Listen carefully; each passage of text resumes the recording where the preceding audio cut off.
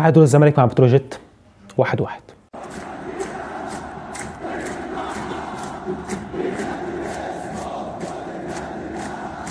بصوا يا جماعه قبل ما اتكلم في اي فنيات واللعيبه وكل ده، هو يا جماعه لغايه امتى منظومه التحكيم هتفضل بالقذاره دي يا جماعه؟ والله بجد يعني اسمعوا مني، والله الغوا الدوري خالص وادوا للفريق اللي بياخد الدوري كل سنه وخلاص يا جماعه، ونرتاح بقى. ماتش مع عرب زي ده لما يبقى ليا ضربتين جزاء، يا عم ضربه جزاء حتى واحده حقي اخدها. النهارده الزمالك الشوط الاولاني يا جماعه على الاقل ضربتين جزاء، يا عم يحسب واحده منهم والثانيه يا عم مش مهم، يا عم يحسب واحده بس. بتاعت الجزيري دي فضيحه يا جماعه، دي ضربه جزاء صريحه، سيبك من الجزيري مش شايف والكلام، ضربه جزاء يا جماعه. لعيب داخل على رجل الجزيري، مش داخل على الكوره، داخل على رجله. لو داخل في الكوره بعد كده رجله ماشي مشاكل، لكن دخل على رجل الجزيري، داس رجل الجزيري، دي فيها كلام يا جماعه. ضربه جزاء مليار في الميه يا جماعه، مش محتاجه اي حاجه، انت كحكم هتشوفها او حكم الفار. طبعا الاثنين طبعا عشاق لامام عاشور وليه مصوره مع امام عاشور والكلام ده كله، طبعا هم بيتصوروا مع امام عاشور عشان الناس ان هو بقى الاسطوره العالميه. طبعا ناس بيتصوروا مع لاعب في النادي الاهلي، دي انت بقى تاخدها زي ما انت عايز تاخدها بقى. لما الزمالك يبقى ليه ضربه جزاء بالشكل ده يا جماعه في ماتش ازمات ماديه، مدير فني لسه جاي جديد، غيابات لعيبه مش في الفورمه، كل ده لما يبقى ليا حق، وحتى لو انا معايا مال قارون وليا حق اخده، وحتى لو انا مستقر ليا حق، اما بالك انا بقى مش مستقر اصلا، فيبقى حقي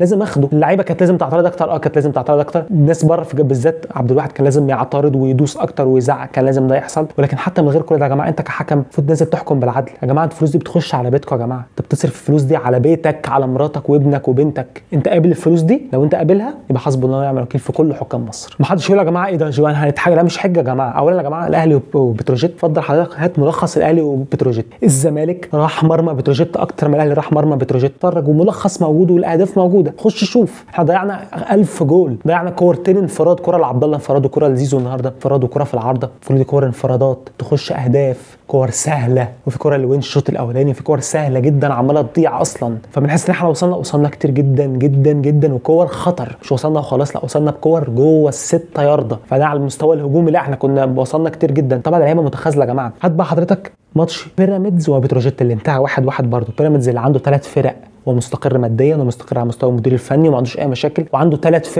فرق تعادل 1-1، وكان بتروجيت تقدم، بعد كده بيراميدز سجل هدف وخلاص 1-1.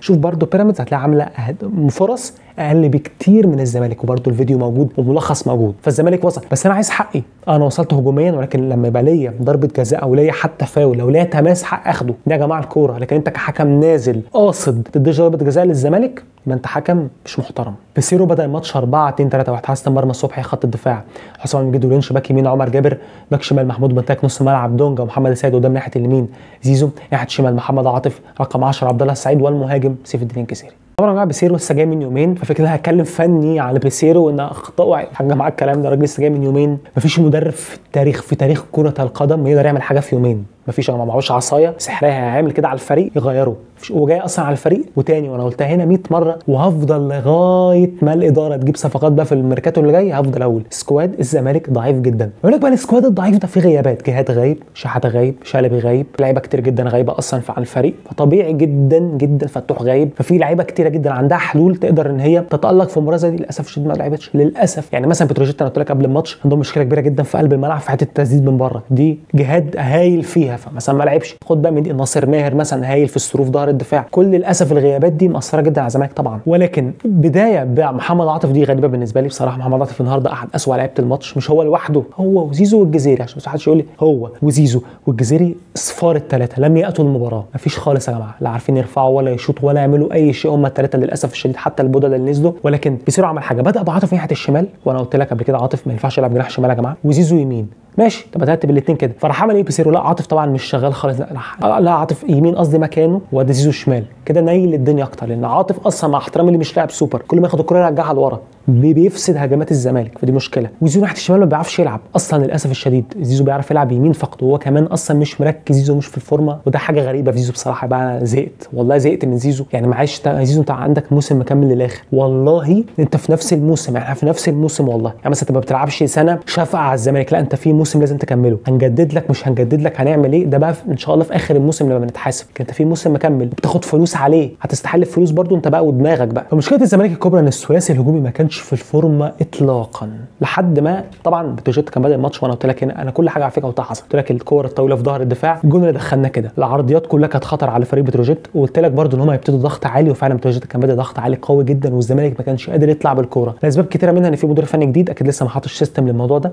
تاني حاجه الارض غيط، ده مش ارض، ده مش ملعب يا جماعه، ده غيط، احنا بنلعب مش عايز اشتم والله ولا حاجه، بنلعب في مكان والله لو بنلعب في الشارع يبقى انضف من كده بالشكل اللي فيه الارض ده. اللعيبه الكوره بتمشي على الارض بالطوب يا جماعه، تك تك تك تك تك، انا مش عارف ده ايه الصراحه يعني، لكن بيشوط ضغط عليه. هل فتح ملعب؟ انتوا شفتوا يا جماعه احنا وصلنا كور انفرادات يا جماعه، فاللي حصل وانا قلت ده قبل الماتش، بحيث ان احنا وصلنا كتير جدا انفرادات، ولكن بقى نقف نقول حاجه مهمه جدا، بيسيرو عمل تغييرات ممتازه، او اللي خد قرار التغييرات، ما اعرفش بقى هو ولا ايمن عبد العزيز. هتقول لي ده جول، والله ليه بقى اقول لك ليه. طلع محمد السيد، طلع سيف الدين الجزيري، طلع محمد عاطف، ثلاثه طلعوا ماشي، عمل تغييره حلوه قوي، نزل احمد محمود، زق عمر جابر نص الملعب. انا عمر جابر على فكره النهارده لما دخل نص الملعب عجبني قوي في حاجه، كل لعبه مباشر، او لاحظت اول ما الكوره تيجي عمر جابر بيرميها لجوه على طول لجوه، حتى في كوره خدها رماها لجوه لعبد الله، عبد الله سرول لزيزو، زيزو انفراد ما حدش ضغط عليه ضيعها، دي بسبب ان عمر جابر خد الكوره رماها لجوه، فعمر جابر فانت عملت هنا حاجتين، امنت دفاعيا وفي نفس الوقت حافظنا على الكوره في نص ملعب، بقيت انا ماسك كوره اكتر. على فكره اعلى نسبه استحواذ للزمالك النسبه دي لما نزل محمد حمدي، ولما نزل عمر جابر، ولما نزل احمد محمود، لما نزل قصدي احمد محمود ومحمد حمدي وناصر منسي، نسبه استحواذ الزمالك زادت ليه؟ بقيت انا مأمنت الاطراف كويس بحمدي وبنتايك، وخليت عمر جابر يزق نص الملعب، عمر جابر كورته سريع بياخد الكوره يدي لجوه على طول. ولكن في بقى مشكله واحده بس، كان لازم، وده طبعا مش بلوم بيسيرو، لا هو لسه ما عرفش اللعيبه يا جماعه، كان لازم حسام اشرف هو اللي ينزل مكان محمد حمدي الباك مش بنتايك، يعني كان لازم كل التغييرات ما عنديش اي مشكله معاها اطلاقا، بس كان لازم حسام اشرف ينزل مكان. ليه؟ كل فرص الخطر يا جماعه اللي كانت على بروجيت كانت عباره عن ايه؟ عرضيات، كور عاليه في دايما جوه ال 18 صح ولا لا؟ فكنت لازم تنزل لعيب تاني راس حربه يبقى موجود او مهاجم جنب ناصر منسي هو اللي يستقبل العرضه دي، يا اما ناصر منسي اللي ياخدها يا اما حسام اشرف هو اللي ياخدها، اي واحد هتنزل اكيد لواحد فيهم. انت كمان دخلت زيزو جوه ودخلت عبد الله جوه، خلي بالك حته برده عمر جابر في نص الملعب دي خلت عبد الله يخش جوه ال 18 كتير قوي، فدي ادت حريه حركه لزيزو والعبد الله يبقوا موجودين دايما جوه ال 18. يكون بقى زيزو ضيع ده موضوع تاني، دي مش مشكله المدرب. هل انت وصلت؟ وصلت امتى؟ مع التغييرات، ودي حاجه تحسب لبيسيرو او اللي خد قرار التغيير، ما اعرفش بقى ايمن عبد العزيز ولا محلل الاداء ولا بيسيرو اللي خد قرار التغييرات دي، ولكن كان لازم ينزل حسام اشرف، وده مش لوم، هو راجل ما يعرفش اسامي اللعيبه يا جماعه، انا بقول لك لسه، بس بقول لك ايه الافضل يعني لو في ماتشات بعد كده حصل نفس الموضوع، نزل مهاجم تاني جنب المهاجم اللي موجود اذا كان ناصر منسي او الجزيري عشان يستقبل العرضيات. بص يا جماعه اول ماتش الاقي مدير فني جديد جاي، ده مش هقول لك جاي في نص الموسم، ده جاي في الثلث الاخير من الموسم، يعني يا ريته في نص الموسم. اقول لك على حاجه، يا ريته جاي في شهر واحد، كنت اقول لك اختار صفقاته، اختار اللعيبه اللي هتمشي، اختار اللعيبه اللي هتيجي، ممكن يصعد ناشئين. الراجل جاي بتروجيت فرقه الاهلي كسبها 2-1، ولاعب بتروجيت في 2 لعيبه بتروجيت ضيعوا انفرادين، شوف الماتش بس، في كوره كانت انفراد تام للاعب بتروجيت والشناوي تالق وشالها، وبيراميدز اتعادل. بنلعب فريق مش سهل، مش فريق غبي او فريق عبيط، لا بنلعب فريق محترم جدا وفريق كورته هجوميه وممكن في اي وقت يسجل. فالماتشات دي انا مش هاجي الوم المدرب، مش هاجي اقول اصل المدرب خالص يا جماعه، هنا لازم اللعيبه تبقى رجاله اكتر من كده شويه. يعني زيزو جات له كوره في ال6 يارده محدش ضغط عليه، عمر صلاح واقف بيتفرج مفيش حد ماسكك، تطلعها في السما كده. زيزو له كوره ثانيه انفراد تطلعها في السما، زيزو له كوره ثالثه المفروض تطلع بعرضيه روح شايطها تطلع بره. لا ما مش معقوله يا جماعه، مش معقوله يا جماعه والله العظيم. اكتر لاعب فور دم النهارده زيزو، سيبك من بقيه اللعيبه لان اصلا بقيه اللعيبه ملط، احنا عارفين ده خلاص، مش هقدر الجزيري خلاص احنا عارفين. لكن زيزو، انت زيزو اللي طالب ال 80 مليون وال 100 مليون والكلام ده، فانت اللي حاطط ضغط على نفسك، مش انا اللي حاطط ضغط عليك والله، ولا الاداره حاطط ضغط عليك، انت اللي طالب المبلغ ده.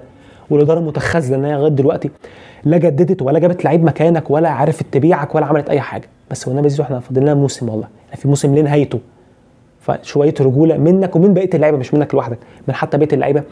النهارده عبد الله كان هايل، النهارده عبد الله رائع. شوفوا بقى العقليه، راجل عنده 40 سنه بيجري اكتر من لعيبه ثانيه كتير في الفرقه اصغر منه بكتير. صح انا كنت زعلان لما هدف بتروجيت جه، يعني انا كنت ممكن اطلع لك زعلان اكتر من كده، لكن هدف التعادل يعني طبعا اكيد انا عايز اكسب يا جماعه، طبعا انا الزمالك اكسب اي فرقه حتى الاهلي، واكسب اي حتى الاهلي وبيراميدز والترجي، اي فريق هلعبه لازم اكسبه، ولكن انا يعني بالشكل الهدف اللي داخل فيه ده قلت خلاص 1-0 بتروجيت، ولكن سبحان الله جه هدف كده من عند ربنا. ولكن برضه تخاذل لعيبه الزمالك، دي مباراه للعيبه الزمالك، انت كلاعب ما استرجلتش ما استرجلتش يبقى انت هتشيل المباراه كلاعب في نادي الزمالك، لا تستحق. في لعيبه كتير اسف في الزمالك كالعاده قلنا 100 مره التيشيرت اكبر منهم بكتير. لو في عجبك لايك شير سبسكرايب، السلام عليكم.